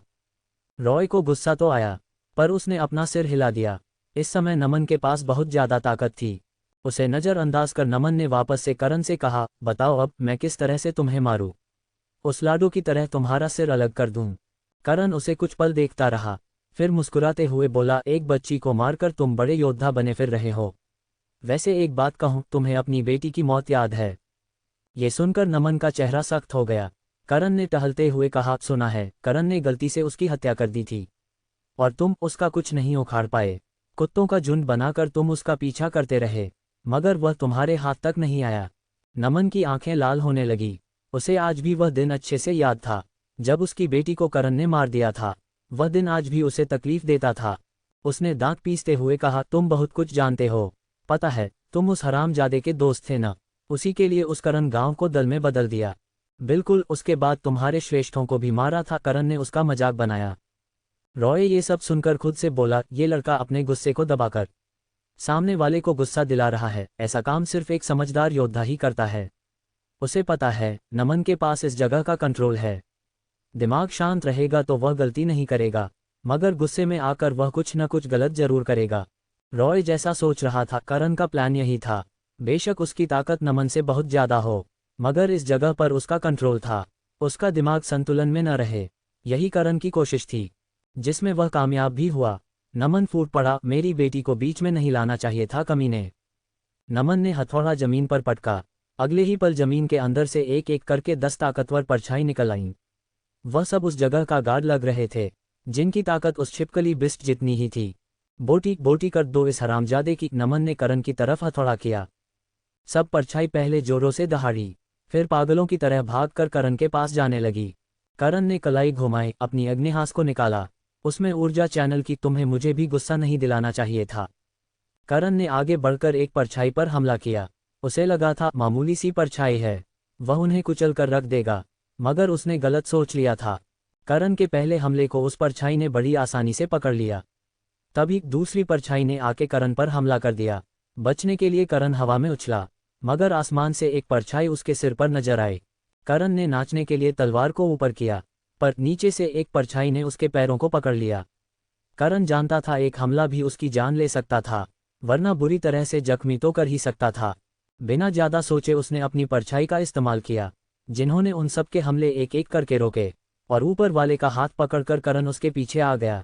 बिना एक पल गवाए उसकी गर्दन में तलवार गाड़ दी। एक धमाके के साथ करण दूर दीवार से जाकर टकराने वाला था, मगर उसने अपना संतुलन बना लिया और नमन के माथे पर शिकन आ गई। इसने एक चक्रवर्ती सम्राट परछाई को मार डाला। अंडरस्को 1321 to 1322 चींटी जैसी परछाई देखी है। जिन परछाइयों को नमन ने बाहर बुलाया था, वह सब चक्रवर्ती सम्राट स्तर की थी। हालांकि उनके पास तकनीकें या कुछ खास कारनामे करने की शक्ति नहीं थी, मगर चक्रवर्ती सम्राट नाम से जुड़ जाना मतलब बहुत बड़ा होता, खासकर एक महासम्राट के आगे। वह एक ही हमले में किसी चक्रवर्ती सम्राट को कैसे मार सकता था। मगर तभी उसकी नज़र करण की तलवार पर पड़ी, जो टूटी हुई थी और उस वक्त सुनहरी रोशनी निकाल रही थी। उसके आसपास का आभा मंडल दिव्य महसूस हो रहा था। इधर करण ने भी अपनी तलवार को देखा, फिर खुद से बोला, शुक्र है मेरे पास इन परछाई का तोड़ है। लाइट देवता की रोशनी, जो हर अंधेरे में पनपने वाली चीजों को नष्ट कर देती थी। करण बिल्कुल सही सोच रहा था। परछाई का जन्म ही अंधेरे में होता है। अगर रोशनी उस जगह हो तो उनका कोई अस्तित्व ही नहीं बचता। सिर्फ परछाई को खत्म करने की सिर्फ एक वजह नहीं थी, दूसरी थी खुद अग्निहास तलवार। उसके वार आयाम तक को चीर सकते थे, लेकिन इन सबसे बड़ी वजह थी करण का अभ्यास। जो उसने युद्ध देवता की आर्ट को सीखते क्या था, उसके हर वार पहले से ज्यादा तेज थे और ज्यादा घातक। मतलब तलवार सच में एक असली योद्धा के हाथ में थी। खत्म करते हैं। करण ने पैर पटका। उसकी रफ्तार काफी ज्यादा थी, मगर परछाई उससे भी ज्यादा तेज। उनके हमले जानलेवा थे और करण इस बात से वाकिफ था। इसीलिए उसने ज्यादा से ज्यादा कोशिश की उन लोगों से बचने की। एक परछाई ने आकर उसे सामने से पकड़ लिया। करण ने उसके ऊपर तलवार से हमला किया, पर इस बार उसके हाथ को ही दूसरी परछाई ने पकड़ लिया, और पहली वाली परछाई ने करण में सिर पर अपना सिर दे मारा। तोप के गोले की तरह करण उड़ता हुआ गया, लेकिन बीच में ही अपना संतुलन बनाकर उसने पलटवार किया। जो सबसे पास में परछाई थी, वह एक धमाके के साथ तबाह हो गई। इम्पैक्ट से करण के मुंह से खून निकल आया। उसके संतुलन बिगड़ गया, जिसके फायदा एक और परछाई ने उठाया, उसे अपनी बाहों में जकड़ लिया। कुचल दो साले को। नमन जोश में आ गया। वहीं करण की हड्डियां कड़कड़ा उठी थी, मगर तभी उस परछाई के पीछे दो करण की परछाई नजर आई, जिन्होंने करण से अग्निहास को छीना और परछाई के अंदर घुसा दिया। पर इस बार परछाई नहीं तबाह हुई। करण को अजीब लगा, उसकी जान भी निकल रही थी, और इस चीज को लेकर वह दंग भी था। अब तक सारी परछाई इससे मर रही थी, फिर अचानक से ऐसा होना कैसे बंद हो गया। तभी समय पर उसकी घंटी बजी। उसने खुद तलवार को पकड़ा। उसकी परछाइयों ने परछाई की गर्दन पकड़कर पीछे खींचा। इससे करण को मौका मिल गया। फिर तलवार घुसाकर उसको तबाह कर दिया। इम्पैक्ट से करण की दोनों परछाई तबाह हो गई। इससे करण भी उड़ गया, मगर उड़ते उड़ते भी उसने और परछाई मार डाली।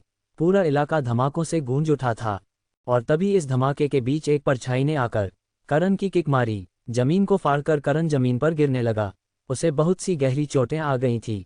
परछाई उसको मारने के लिए जमीन में जाने लगी, लेकिन जमीन से उड़ती तलवार आईं।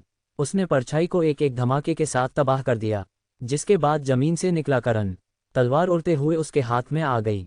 नमन उसे इस तरह से लड़ते देख अंदर ही अंदर डर गया था।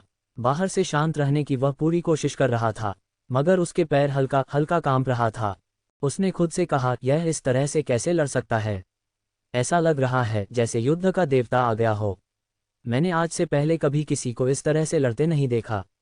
उस करण को भी नहीं, यह उससे भी ज्यादा भयानक है। सबसे हैरान करने वाली बात तो यह है, यह इतने ताकतवर हमले झेल कैसे पा रहा है। सिर्फ नमन ही नहीं, कलवा, जय और बाकी सब भी प्रभावित थे। रॉय ने कहा, बेशक ये परछाई असली चक्रवर्ती सम्राट के आगे कुछ न हो, मगर एक महासम्राट को तो आराम से कुचल देना चाहिए था। मगर एक महासम्राट उन्हें तबाह करता चला जा रहा है। इस पर मोनालिसा बोली, वो भी एक टूटी तलवार के साथ। करण तो अपने आप को खुशकिस्मत समझ रही थी। वह इस हैवान से अकेले लड़ने गई थी। अच्छा तो उसने बस उसे किडनैप किया, जान से नहीं मारा। चुनकी सामने वाले के लिए शायद स्तर मायने नहीं रखता, वह सबके साथ एक जैसा ही बर्ताव करता है। बहरहाल आखिरी में 3 परछाई बची थी, जिन्होंने करण को मारने की कोशिश की, मगर उनका भी खेल बड़ी आसानी से खत्म हो गया। जिसके बाद करण सीधा नमन की तरफ बढ़ा। इतना आसान नहीं है मुझे मारना, नमन ने मुस्कुराते हुए हथौड़ा जमीन पर मारा, और अगले ही पल करण के सामने की जमीन फट गई। वह हड़बड़ाकर पीछे हुआ, मगर जमीन फटती चली जा रही थी। ऐसा लग रहा था कोई खास दबाव है उस जगह जो करण को फाड़ देना चाहता है। वह लगातार इधर उधर भागने लगा। अगर एक जगह पर एक पल के बाद भी रुकता, उसका शरीर चिथड़े चिथड़े हो जाता। सबसे अजीब बात तो ये थी, हमला करने वाला नजर नहीं आ रहा था। अब तुम्हारा बचना नामुमकिन है लीडर गुरु, नमन ने हथौड़ा जमीन पर मारा। इससे हमले की ताकत दुगनी हो गई। जहां अभी तक जमीन फट रही थी, अब उस जगह इतने गहरे गड्ढे हो गए कि अंदर की गर्मी बाहर निकल सकती थी। करण के माथे पर शिकन थी। वह अपनी रफ्तार तकनीक से भाग रहा था, फिर भी उस हमले की रेंज में था। इससे करण को सच में डर लग गया। नहीं नहीं, कोई तो है जो मुझे डिटेक्ट कर रहा है। यह कोई जादू तो नहीं हो सकता। करण ने अपनी आंखों में डिवाइन फायर जलाकर जमीन के अंदर देखा, मगर वहां कोई नहीं था। इससे वह और ज्यादा परेशान हो गया। उसे लगा था कोई जमीन के अंदर रहकर हमले कर रहा है, लेकिन उस जगह तो कोई नहीं था। अरे कुछ तो होगा, ऐसे लगातार रफ्तार तकनीक का इस्तेमाल नहीं कर सकता, वरना बाद में उन लोगों से कैसे लड़ूंगा। करण को एक बात तो पता थी, इस जगह से बचकर वह नमन को मारने की कोशिश भी करेगा, तब उसके चमचे सामने आ जाएंगे जिनसे भी लड़ना पड़ेगा। इसीलिए तो करण अपनी पूरी ताकत का इस्तेमाल नहीं कर रहा था। वह अपनी ऊर्जा को बचाकर आगे की लड़ाई करना चाहता था, मगर उसे ये भी मालूम था, अगर उसने अपनी पूरी शक्ति लगा भी दी, तब भी वह इस हमले का सामना नहीं कर सकता था। कलवा जय ने सबको बताया, अगर गुरु को यह हमला छू भी गया, उसकी जान जाना निश्चित है। मैं खुद इस हमले को नहीं सहन कर सकता। सब इससे सहमत थे, हालात तो उन्हें भी दिख रहे थे। इधर नमन गला फाड़ फाड़ कर हंस रहा था। करण को अपनी जान बचाने की कोशिश करता देख उसे तो बड़ा मजा आ रहा था। भाग कुत्ते भाग, नमन चिल्लाया। यही तो वो पल थे जो वह खुद देखना चाहता था, ये यूं कहा जाए कि बनाना चाहता था। करण को अब भी इस हमले का हल नहीं मिल रहा था। कई बार तो वह मरते मरते बचा, लगभग उसकी जान चली गई थी। इस दौरान करण नमन पर आत्मा अटैक और दबाव दोनों का इस्तेमाल करने की कोशिश कर रहा था, लेकिन ऐसा लग रहा था मानो वह हथौड़ा उसे कवच दे रहा हो। इससे करण और भी ज्यादा चिढ़ गया, और तभी अचानक से उसकी नज़र झरने पर पड़ी, जिसकी पहाड़ी एक मूर्ति जैसी थी जिसमें 2 आंखें बनी थी। डिवाइन फायर की मदद से करण ने देखा तो पता चला कि उसकी छोटी छोटी पुतलियां हिल रही थी। करण को शक हुआ, उसने हवा में छलांग मारकर दूसरी तरफ से भागना शुरू किया, और जिस दिशा में करण गया पुतलियां उसे ही पीछे करने लगी। तो यह इसकी वजह, करण का मन शांत हो गया। डर अनजान चीज से लगता है, जिसके बार में जान जाओ उसके लिए योजना बना सकते हैं। बिना ज्यादा समय गंवाए करण ने ऊर्जा से 2 तलवारें बनाई। तलवार मार दुश्मन फोड़ तकनीक करण ने बड़बड़ाते हुए अग्निहास से उन दोनों के हथों पर मारा। जैसा कि हर बार होता था, तकनीक ने अपना काम किया। तलवारें उड़ती हुई गईं और उन दोनों आंखों से टकराए। 2 धमाकों के साथ वह मूर्ति आधी टूटकर नीचे गिर गई, जिसके साथ ही वह हमला भी रुक गया। करण ने एक राहत की सांस ली। यही एक तकनीक है जिसने कभी निराश नहीं किया। खुद से इतना कहा उसने अपनी नज़रें नमन की तरफ की, जो उसे गुस्से से भरी मंजरों से देख रहा था। अभी मेरा खत्म नहीं हुआ। उसने हथौड़े को फिर से पटका। अगले ही पल उस जगह की जमीन एक बड़े मैच में बदल गई, जो दिखने में काफी शानदार था। मगर करण के लिए यह एक नई मुसीबत थी। चूंकि उस मंच एक साथ कई सारी जंजीरें निकली, काली, भयानक और दहाड़ते हुए। करण ने एक जंजीर को खुद से दूर किया, मगर उसे 4 कदम पीछे हटना पड़ा। उसका हाथ सुन पड़ गया था। इस शौक से वह निकल पाता, एक जंजीरों ने आकर उसे पैरों से पकड़ किया। करण का संतुलन बिगड़ गया। मुंह के बल गिरते ही उसके होंठ फट गए। इसी दौरान और भी जंजीरों ने उसे आके जकड़ लिया। देखते ही देखते उसे इस तरह से पकड़ लिया गया, मानो कोई अजगर अपने शिकार को जकड़ लेता है। उसकी हड्डियां को इस तरह से मसल रहा था मानो धूल बना देगा। करण ने अपनी जान लगा दी, लेकिन उसकी पकड़ से निकल नहीं पाया। उसके गले में आके एक जंजीरे ने उसे कसकर खींच दिया। अबाया नहूं पहाड़ के नीचे नमन का चेहरा खुशी से भर उठा। जिस गुरु को मारने के लिए इतनी कोशिश की, आज वह उसके सामने था, जिसे वह आसानी से मार सकता था। देखा देखा तुम लोगों ने, क्या तुम में ऐसा कोई कर पाता? नहीं नहीं नहीं कर पाता। सुंदर वन जंगल का मशहूर सितारा आज मेरे सामने जंजीरों में जकड़ा हुआ है। नमन ने मुस्कुराते हुए एक रिकॉर्डिंग टोकन निकाला, फिर करण की इस हालत को दिखाते हुए बोला, देखो पिताजी, आपके दुश्मन को मैंने किस तरह से घुटनों पर ला दिया है। ऐसा कहते हुए वह करण के पास आ रहा था, लगभग उसके मुंह पर रिकॉर्डिंग टोकन रखकर बोला, ये कमीना सबकी मदद करता है। अब इसकी मदद कौन करेगा? वो वेश्या ड्रैगन लेडी, जिसके साथ तू रातों में रंगरलियां मचाता है। या वो, क्या नाम है इसका? हाँ, सुनंदा बहन बोलता है ने उसे। कहीं ये भैया रात में पलंग तोड़ सया क्यों? फिर करण के सीने पर लात रख कर बोला, अब हम सबका लीडर गुरु क्या करेगा? एक बात कहूं, तू जिंदा रहना चाहता है? मेरे पास एक रास्ता है। अगर तू मेरी गंध खाएगा तो मैं तुझे एक दिन जिंदा देने का मौका दूंगा। या मेरे पास और भी कुछ अच्छे रास्ते हैं। ऐसा कहते हुए नमन अपने नाजुक अंग को सहला रहा था। करण ने हल्के सिर हिलाया, फिर हल्की मुस्कान के साथ बोला, तुम जानते हो, मेरी परछाई चींटी जितनी भी छोटी हो सकती है। क्या मतलब? नमन भ्रमित हो गया, और तभी उसे अपने हाथ पर किसी की मौजूदगी महसूस की। उसने अपने हाथ की तरफ देखा। उस एक चींटी जितनी करण की परछाई थी, जिसने एक मुस्कान के साथ उसके हथौड़े वाले हाथ को उखाड़ दिया। आह! नमन चीखा। उसकी बांह से खून का फव्वारा निकल पड़ा। छोटे लीडर सब उसकी तरफ भागे, और नमन दर्द में तड़पते हुए भी उस हथौड़े की तरफ लपका। पर करण की परछाई ने जमीन पर उसे पटका, और सारी जंजीरें ढीली पड़ गई। करण ने इस मौके का फायदा उठाया, अपनी आभा से नमन को दबा दिया। जमीन पर चिपका हुआ वह हाथ बढ़ाकर उस हथौड़े को पकड़ रहा था, मगर करण ने उस हथौड़े को अपने हाथ में लिया। उसकी परछाई वापस उसके शरीर में चली गई। इधर कलवा जय ने अपनी आभा से करण की आभा को काउंटर किया, और नमन को शक्तियों से अपनी तरफ खींच लिया। आप ठीक है? तुम्हें मैं किस दिशा से ठीक लग रहा हूं? नमन ने दांत पीस लिए। फिर सब डर से करण को देखने लगे, चूंकि उसके हाथ में हथौड़ा था। मतलब आज से का सारा कंट्रोल अब करण के पास था। अभी तक वह लोग उसके साथ खेल रहे थे, अब वह उनके साथ खेलेगा। हाँ तो क्या बोल रहे तो तुम? करण ने रिकॉर्डिंग टोकन को पैरों तले कुचल दिया। नमन को समझ आ गया था, हालात अब उनके हाथ से निकल गए हैं। इसमें उसकी गलती भी नहीं थी इतने कम स्तर पर होकर।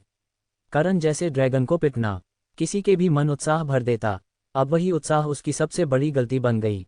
उसने करण को समझाते हुए कहा, जो कुछ भी हुआ मट्टी डालो। तुमने मेरा एक हाथ काट दिया, तुम्हारा बदला पूरा हुआ, और उस बच्ची का बदला जिसको तुमने बेहरमी से मारा था।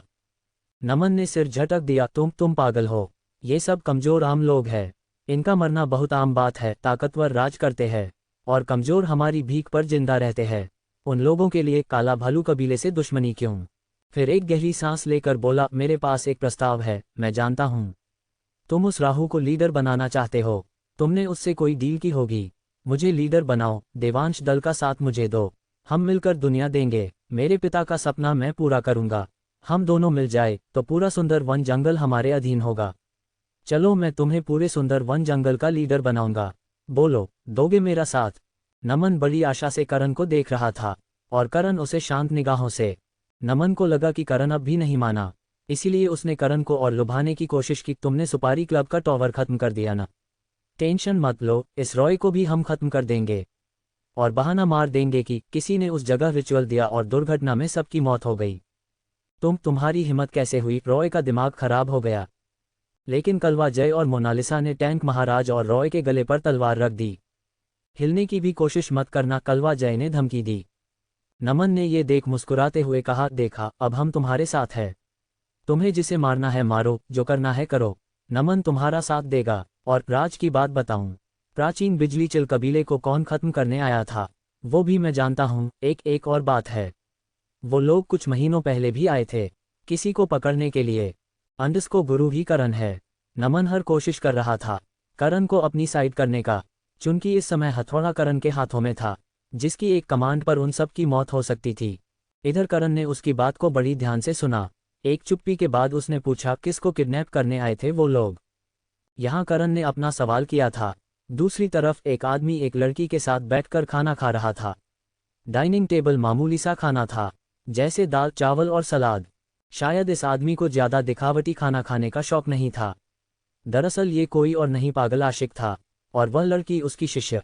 पागल आशिक ने सलाद की थाली सरकाते हुए कहा, तुम सलाद ज्यादा खाया करो, सबसे हल्का और पौष्टिक होता है, तुम्हारे शरीर के लिए बहुत अच्छा रहेगा। और आप खाना खाने में बाद अपना दूध खत्म करना, हर बार कोई न कोई बहाना मारकर पीते नहीं हो। लड़की की बात पर पागल आशिक हल्के से मुस्करा दिया, फिर बोला, आजकल तुम ज्यादा परेशान रहने लगी हो, कुछ हुआ है? लड़की हिचकिचाने लगी। डरो कर बोलो। पागल आशिक में एक घुट पानी का पिया। लड़की ने हिम्मत करके कहा, भान परिवार के सदस्य ने जल देवता की ब्लेसिंग हासिल की है, उसकी उम्र मुझसे भी कम है। और पागल आशिक ने कहा, और तुम्हें लगता है तुम उससे कम काबिल हो? पागल आशिक बिल्कुल शांत था। लड़की ने हाँ में सिर हिलाया। दरअसल भान परिवार मेनलैंड का काफी ताकतवर परिवार था। उसके एक सदस्य को जब से ब्लेसिंग मिली थी, उसका नाम कुछ ज्यादा ही आगे आने लगा था। इससे इस लड़की को काफी शर्मिंदगी महसूस हो रही थी। उसे ऐसा लगने लगा था उसकी मेहनत कचरे में चली गई। उसके गुरु, जो दुनिया के सबसे ज्यादा ताकतवर शख्स थे, उनका नाम उसने मिट्टी में मिला दिया। लेकिन पागल आशिक को हल्की हंसी आ गई। सच कहूं, अगर तुम्हें ब्लेसिंग मिल जाती तो मैं खुद को हारा हुआ पाता। ये देवता और जो भी कुछ है सब छलावा है, शॉर्टकट है। असली ताकत किसी देवता की ब्लेसिंग से नहीं आती, बल्कि इससे सिर्फ और सिर्फ तबाही आती है। हंसी खेलती जिंदगी नर्क बन जाती है। पागल आशिक ने उसके सिर पर हाथ फेरा। लड़की थोड़ी भ्रमित थी। पूरी दुनिया देवता की ब्लेसिंग के लिए मरती थी, और उसके गुरु उसे छलावा बता रहे हैं, जिंदगी झंड बता रहे हैं। पागल आशिक ने कहा, अभी नहीं समझोगी, मगर मेरे पास कुछ है जो तुम्हें समझा देगा। ब्लेसिंग कोई वरदान नहीं है, ये सब बस एक बेतुका खेल है। ऐसा कहते हुए पागल आशिक ने उसे एक किताब टेबल पर रख दी। लड़की ने नाम पढ़ा, मौत की देवी जीवन कथा। किताब को हाथ में ले उसने पागल आशिक को देखा, जो बोल रहा था, अब जाओ, मुझे बकाए काम करने हैं। जी। लड़की खड़ी होकर उस जगह से चली गई, मगर एक जगह पर आके वो रुकी। पागल आशिक हाथों से एक निवाला रख ही रहा था कि लड़की ने पूछा, ये किताब आपको कहाँ से मिली? पागल आशिक का हाथ रुक गया, मानो इसके पीछे का किस्सा उसे याद आ गया हो। और उसी पल उसे कानों में लोगों की चीखें सुनाई देने लगी, जो उससे मदद की भीख मांग रहे थे। वह असल दुनिया से कट गया था। गुरुदेव, लड़की ने आवाज लगाई। तब जाकर पागल आशिक को होश आया। हाथ नीचे करके उसने बिना किसी भाव के कहा, ये बताना इतना जरूरी नहीं है। पागल आशिक बिल्कुल शांत था। लड़की को ये बर्ताव काफी अजीब लगा, मगर फिर ज्यादा ध्यान न देते हुए उसने जाना ही सही समझा। पागल आशिक बिना किसी हरकत के कुछ देर बैठा था, जिसके बाद उसने कहा, आ जाओ। उसी पल उसके सामने धुआं जमा होने लगा, जिसमें दो ताकतवर फिगर नजर आए। उन्होंने हाथ जोड़कर पहले पागल आशिक को प्रणाम किया। फिर एक ने कहा, आपने जो जानकारी जमा करने के लिए कही थी, उनमें से बहुत कुछ हमें हाथ लगा है। पागल आशिक ने उसे आगे कहना का इशारा किया। आदमी आगे बोला, आपकी बनाई गई सील को एक नए दल के लीडर ने तोड़ा है। दल का नाम है देवांश दल, लीडर का नाम है गुरु, उनके कुछ श्रेष्ठ भी है। पहली और दूसरी श्रेष्ठ के नाम पता नहीं चले हैं, मगर उनकी ताकत और एलिमेंट का ज्ञान है। लीडर गुरु ने उस सील को तोड़कर उस ड्रैगन को आज़ाद करवाया। बाकी, जहां पर आपने तलवार को रखा था, तलवार भी अब उस जगह नहीं है। शायद उसे भी उस लड़के ने हासिल कर लिया है। अच्छा। पागल आशिक ने दूध का ग्लास उठाया। 2 घुट लेने के बाद उसने पूछा, और क्या पता चला इस गुरु के बारे? आदमी ने कहा, सुंदर वन जंगल में यही कुछ 3-4 महीने पहले आया है, और इतनी से देर में उसने अपने दल को काफी ज्यादा ताकतवर बना दिया है। काला भालू कबीला भी सीधी टक्कर लेने की हालत में नहीं है। देवांश दल को राजशाही लोमड़ी वंश का भी साथ मिला हुआ है, इससे उसका दबदबा काफी ज्यादा हो गया है। पागल आशिक ने पूछा, 3-4 महीने पहले आया है, और इससे पहले कहा था? इसकी पुख्ता जानकारी तो नहीं मिली है, मगर उत्तरी हिस्से में उसे पहली बार देखा गया था, और उसी ने आते वक्त सुपारी क्लब के एक टॉवर को खत्म कर दिया। और पागल आशिक आदमी को देखता रहा। आदमी ने कहा, इतना ही पता लगा है, थोड़ा और समय देंगे तो मैं कुछ और जानकारी जमा कर लूंगा। उसके साथ कितने लोग हैं? पागल आशिक ने पूछा। आदमी ने कहा, वैसे तो बहुत सारे लोग हैं, मगर सबसे नज़दीक 2 लड़कियां हैं और एक छोटी उम्र का लड़का भी है। उम्र क्या होगी उसकी, इसका पता नहीं है, मगर सबसे छोटा वही है। पागल आशिक टेबल पर उंगलियां थपथपाने लगा, फिर सिर हिलाते हुए बोला, मतलब गुरु ही करण है क्या? दोनों आदमी एक दूसरे को देखने लगे। लेकिन लीडर वो करण कैसे हो सकता है, वो तो मर गया था ना। जिंदा है वो। पागल आशिक ने अपने हाथ साफ किए, फिर खड़े होते हुए बोला, आखिरी बार करण आइसलैंड में था। आइसलैंड के सबसे नज़दीक उत्तरी हिस्सा है। उसे पता है, सुपारी क्लब मेरे अधीन है, इसीलिए उसने उसे तबाह कर दिया। और वो दोनों लड़कियां प्रियांशी और पारो है। देवांश मतलब देव देवता। करण को देवताओं की ब्लेसिंग मिली हुई है, उसी के नाम पर दल का नाम रखा गया होगा। राक्षसी तलवार किसी को अपना मालिक स्वीकार नहीं करेगी, केवल करण के अलावा। चून की वह दिव्य है। पागल आशिक को शक नहीं था, यकीन था, गुरु ही करण है। दोनों आदमी गंभीर हो गए। अब हमें क्या करना है? एक आदमी ने पूछा। पागल आशिक ने शांत स्वर में कहा, उसे सही सलामत लेकर आना। आदेश सुन। दूसरा आदमी बोला, लीडर क्या मैं श्रेष्ठ की जगह जाऊं उसे लेने के लिए? पागल आशिक मुस्कुराते हुए उसके पास आया, उसके कंधे पर हाथ रखते हुए बोला, एक छोटी सी कहानी सुनोगे? एक लड़का था, सामने से तूफान आ रहा था। लड़के के पास छिपने ले 2 चुनाव थे, पास वाले पहाड़ के पास जाकर छिप जाए या फिर एक पेड़ के पास जाकर छिप जाए। पागल आशिक उसी की आंखों में देख रहा था। उसने पेड़ का चुनाव किया, मगर पेड़ उस तूफान से उसे बचा नहीं पाया। वो उखड़ गया और लड़का मारा गया। ऐसा कह पागल आशिक ने उसके गाल को थपथपाते हुए कहा, पहाड़ को अपना काम करने दो, तुम आराम करो, समझे ने? उस आदमी की जान निकल गई थी। पागल आशिक के होठों पर मुस्कान थी, और वह किसी भी तरह से गुस्सा नहीं हुआ था, बल्कि वो उसके फायदे के लिए ही समझा रहा था। तब भी उसे ऐसा लगा मानो वह किसी ड्रैगन के सामने खड़ा हो, जो एक फुफकार से उसकी जान निकाल लेगा। पागल आशिक ने हाथ का इशारा किया, और वह दोनों उस जगह से हड़बड़ाकर चले गए। जिसके बाद पागल आशिक ने एक दीवार की तरफ देखकर सिर हिलाते हुए कहा, मुझे आपकी यह आदत सबसे बुरी लगती है। आपको शर्म नहीं आती चोरी छिपे मेरी बातें सुनते हुए? और तभी दरवाजे से एक बूढ़ा सा आदमी अंदर आता हुआ दिखा। उसने हाथ में लाठी पकड़ रखी थी, जिसके सहारे वह एक एक कदम करके अंदर आ रहे थे। सिर पर गिनती के बाल थे, शरीर भी बिल्कुल ढांचा हो गया था, और उनका एक पैर अब काम भी नहीं करता था। इनका नाम था श्रेष्ठ श्रीनिवास। शर्म तो तुझे आनी चाहिए थी, तब नहीं आई, और अब मुझे भाषण दे रहा है। मेरी बात सुन, जो बीत गया सो बीत गया, आगे बढ़ जा। कब तक इस तरह से जिएगा? पागल आशिक ने इस पर कुछ नहीं कहा, और सिर हिलाते हुए उस जगह से जाने लगा। श्रीनिवास ने दांत पीसते हुए कहा, सही कहते थे सम्राट, तुम जैसा गंदा खून उनका कभी हो नहीं सकता। तुम उनकी संतान नहीं, बल्कि कलंक को हमारे माथे का। कल भी थे और आज भी हो। अंधे हो गए तुम, दुनिया के सबसे ताकतवर आदमी होकर भी अकेले हो तुम। चूंकि तुमने सब बर्बाद कर दिया, मैं तुम्हें मरने के बाद भी माफ नहीं करूंगा। सुना तुमने? तुम्हारी लाश को कीड़े पड़ेंगे, आग देने वाला कोई नहीं होगा। अब भी मौका है, रुक जाओ, रोक दो सब कुछ। अपनी महत्वाकांक्षा के लिए इस दुनिया को बर्बाद मत करो। तुम देवताओं से नहीं जीत सकते। पागल आशिक बिल्कुल शांत खड़ा था, फिर मुड़कर श्रीनिवास के पास आ गया। बड़े शांत स्वर में बोला, चाचा जी, आपकी दवा का समय हो गया है। दवा ले लीजिए जाकर, सिर्फ आप ही बचे हैं जिन्हें मैं अपना कह सकता हूँ। अपना ख्याल रखा कीजिए। वह कुछ कहते। पागल आशिक उस जगह से चला गया, और श्रीनिवास बस दांत पीसते हुए रह गए। सम्राट इसे सद्बुद्धि दे। जहां पागल आशिक को करण की पहचान का पता चल चुका था, तो एक और जगह थी जहां पर एक आदमी झुककर बैठा हुआ था। सामने एक सिंहासन था, रोशनी इतनी ज्यादा थी, समझ नहीं आ रहा था उस जगह आखिर बैठा कौन है। सिंहासन की तरफ से आवाज आई। पागल आशिक ने पता लगा लिया, यह आवाज एक लड़की की थी। आवाज में थोड़ी फिक्र भी झलक रही थी। सामने वाले आदमी ने कहा, थोड़ी देर पहले पता लगाया है पुतलोमर, वो जा रहा है करण को पकड़ने के लिए। आपका क्या आदेश है? आवाज कुछ देर के लिए शांत रही, जिसके बाद उसने कहा, आप खुद जाकर उसकी रक्षा कीजिए। ध्यान रहे करण को पता न चले आप कौन है। वो जितना दूर रहे इस जगह से, उतना उसके लिए अच्छा होगा। आप फिक्र मत कीजिए, उन्हें भनक तक नहीं लगेगी। लग जाएगी, तुम नहीं जानते उसे। उसके किसी भी सवाल का जवाब मत देना, वरना वो पता लगा लेगा। जी, आदमी ने हामी भरी और उस जगह से गायब हो गया। जहां एक तरफ ये सब चल रहा था, दूसरी तरफ करण का सवाल सुन नमन ने यकीन दिलाते हुए कहा, मैं नहीं जानता वो कौन है, मगर इतना पता है वह प्राचीन बिजली चिल कबीले से जुड़ा था। करण ने सिर हिलाया। नमन ने अपना बचा हुआ हाथ आगे बढ़ाते हुए कहा, तो अब से हम दोस्त। नमन को लगा था कि करण उसकी बात मान गया है, मगर ऐसा नहीं था। उसने सख्त निगाहों के साथ कहा, तुम्हें लगता है मैं इन जानकारी के बदले तुम्हें अपना दोस्त बना लूंगा? तो तुम क्या हमें मारना चाहते हो? नमन घबरा गया। करण ने ना में सिर हिलाया, उससे भी बुरा। ऐसा कहते ही करण ने हथौड़े को जमीन पर दे मारा। नमन और बाकियों की जान निकल गई। उन सबको अपनी मौत नजर आने लगी थी, लेकिन कुछ पल बाद उन्हें कुछ भी महसूस ही नहीं हुआ।